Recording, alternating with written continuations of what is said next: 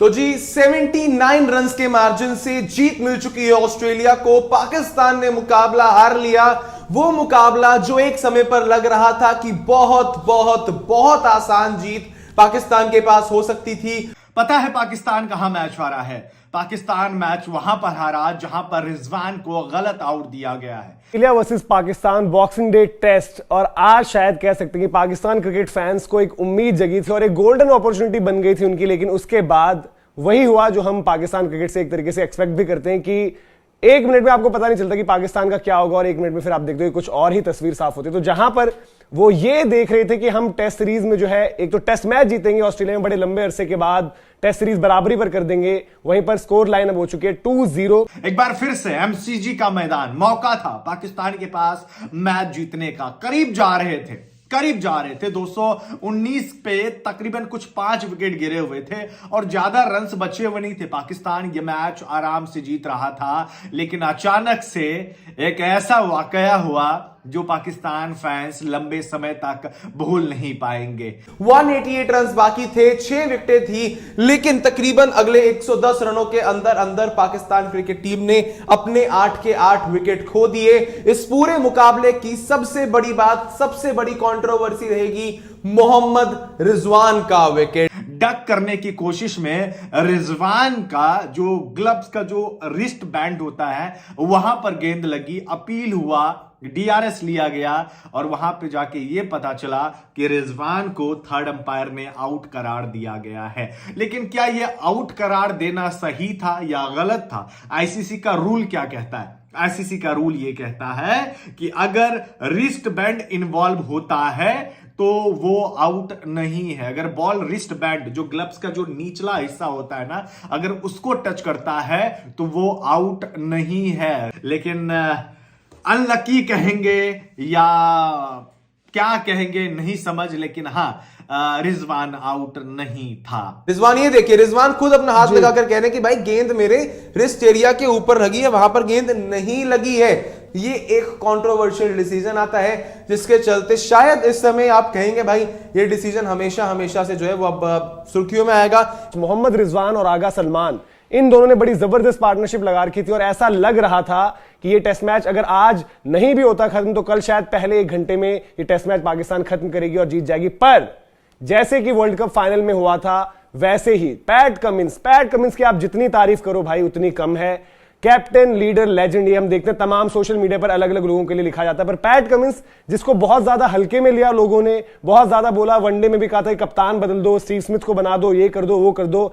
आज जब जब जरूरत पड़ी ऑस्ट्रेलिया को तो पैट कमिंस वो गेंदबाज था, वो कप्तान जो खुद गेंद से आया, अपनी स्ट्रेटेजीज लगाई और एक एक कर टाइमली विकेट्स निकाली। ऑस्ट्रेलियंस हम हमेशा कहते हैं भाई ये टीम ऐसे ही नहीं कहने की वर्ल्ड चैंपियन है, ये वर्ल्ड चैंपियन इसीलिए असल में जो है वो कहे जाते हैं। 3 पॉइंट है इसको लेकर। पहला पॉइंट, रूल्स आपके सामने यहां पर है, इसको ऐसे ही लगे रहने दीजिएगा जब तक आपको मैं नहीं कहता हटाने को। दूसरा पॉइंट यहां पर क्या आता है? दूसरा पॉइंट ये आता है कि आपका जब हॉटस्पॉट आया, हॉटस्पॉट पे वहां कुछ नजर नहीं आया, अल्ट्रा एज के चलते आपने वहां पर उसे आउट करार दे दिया।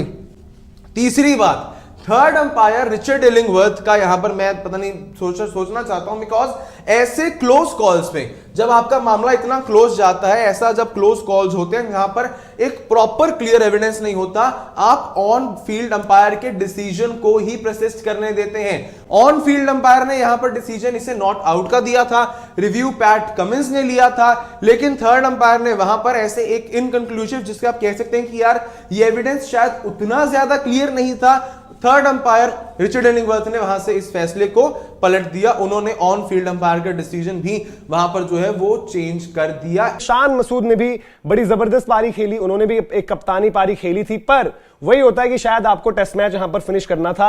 अब्दुल्ला शफीक जो है वो जल्दी आउट हो गए थे, 8 रन पर पहला विकेट गिरा। इमाम उल हक पर लगातार सवाल उठते ही रहते, पर उनको जो है मौके मिलते रहते। 49 पर 2, इमाम भी बड़ी स्कोर नहीं कर पाए। शान मसूद 110 के स्कोर पर तीसरी विकेट गिरती है और शान मसूद जो है 60 रन पर आउट होते हैं। अब क्या था, यहां से जिम्मेदारी थी बाबर आजम पर, वो बाबर आजम जिनको काफी लोग ऐसे समझते हैं कि भाई इनसे बड़ा खिलाड़ी कोई नहीं है, बड़ा प्लेयर कोई नहीं है, विराट कोहली से इनकी तुलना जबरदस्ती करी जाती है। बाबर आजम एक बारी फिर से वही हुआ, खड़े खड़े क्रीज पर, कॉट इन द क्रीज, पैर इनका फ्रंट फुट मूवमेंट कुछ ज्यादा दिख नहीं रही थी और बार बार बीट भी हो रहे थे, पैट कमिंस इनको तंग कर रहे थे, लेकिन आउट इनको आज किया हेजलवुड ने। 41 के स्कोर पर बाबर आजम आउट हुए और उस टाइम पाकिस्तान का जो स्कोर था वो था 146 पर 4। फिर साउथ शकील जब आउट हुए 162 पर 5।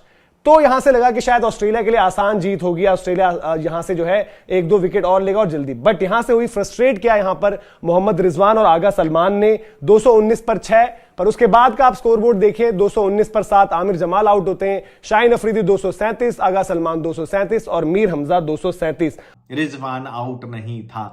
एमसीजी से याद आ जाता इंडिया वर्सेस पाकिस्तान का भी वो मुकाबला जहां पे सब कुछ पाकिस्तान के उलट उनके ही हिस्से में जा गिरा था।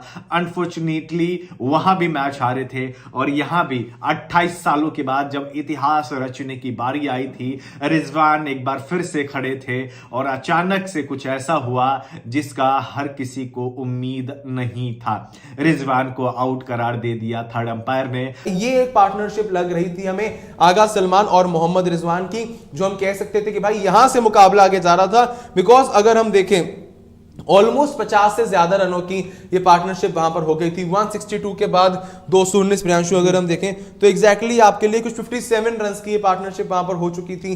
धीरे धीरे पाकिस्तान जीत की तरफ जा रहा था, कुछ भी ज्यादा ट्रबल नहीं हो रही थी इन दोनों बल्लेबाजों को, ऑस्ट्रेलियन पेसर्स को खेलने में। लेकिन अंपायर का ये फैसला जो मोहम्मद रिजवान को लेकर आता है, ये फैसला मेरे हिसाब से काफी कॉन्ट्रोवर्शियल। रिजवान ने बहुत बढ़िया पारी खेली, नो डाउट। बाबर की पारी भी अच्छी थी इवन, पर लेकिन जिस तरह से आप आउट हो रहे हो, आप अपनी कमियों पे काम नहीं कर रहे हो। इवन रिजवान की मैं बात करूं, रिजवान ने बहुत तेज खेलने की कोशिश करी थी, अच्छा खेल रहे थे, बट फिर जब लगातार बाउंसर्स पड़ी, आप हो गए एक्सपोज। लो जी, ऑस्ट्रेलिया ने बोला छोड़ो भाई चैनल पे गेंदबाजी, डालो बाउंसर्स। हाँ। लगातार बाउंसर्स डाली एंड में और बाउंसर्स का रिजल्ट मिला।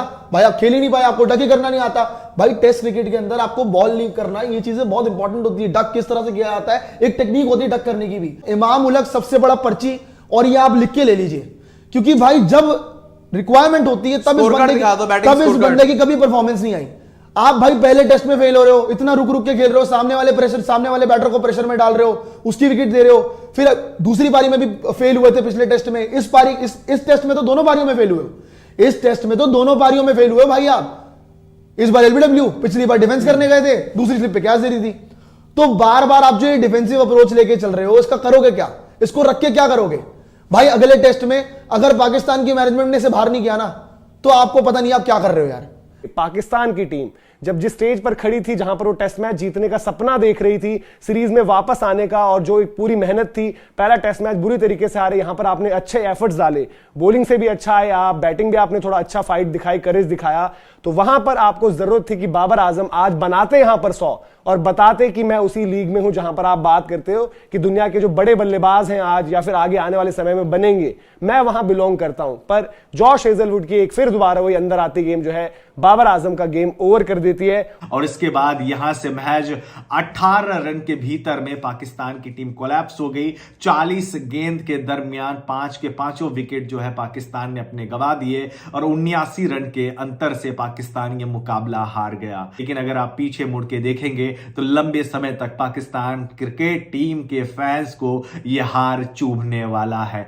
जैसे कि आप लोगों ने सुना कि पाकिस्तान एक बार फिर ऑस्ट्रेलिया को ऑस्ट्रेलिया में हराने में नाकाम रहा। इस दफा का पाकिस्तान थोड़ा मुख्तलिफ नजर आया। टीम ने कमबैक किया और मैच के आखिर तक लड़ता रहा, कुछ गलतियां भी की, लेकिन पहले टेस्ट की बनिस्बत टीम बेहतर खेली। पाकिस्तान की बैटिंग बॉलिंग के बनिस्बत ज्यादा स्ट्रगल करती दिखाई दे रही है। वो कहते हैं ना कि अंपायर का एक गलत डिसीजन मैच का रिजल्ट बदल सकता है। आज पाकिस्तान टीम के साथ कुछ ऐसा ही हुआ जब रिजवान और सलमान अली आगा सेट विकेट के ऊपर अच्छा खेल रहे थे और लग रहा था कि ये दोनों मैच निकाल ले जाएंगे। अंपायर का रिजवान को गलत आउट देने से पाकिस्तान जो 28 साल बाद एक इतिहास रचने के बिल्कुल करीब था, वो सपना पाकिस्तान का टूट गया और मेलबर्न में ऑस्ट्रेलिया ने पाकिस्तान को दूसरा टेस्ट मैच हरा कर टेस्ट सीरीज 2-0 से जीत ली। पाकिस्तान को अपनी बैटिंग पर ज्यादा तवज्जो देनी होगी। अब अगला टेस्ट मैच 6 जनवरी को शुरू होगा। देखते हैं कि अब किस प्लानिंग के तहत किन खिलाड़ियों को लेकर टीम मैदान में उतरती है। आप लोग इस बारे में क्या कहते हैं? अगर आप लोग को मेरी आज की वीडियो पसंद आई तो मेरे चैनल को लाइक करें, शेयर करें और सब्सक्राइब करें और आने वाली मजीद वीडियोस के लिए मेरे बेल आइकन को प्रेस करना हरगिज मत भूलें।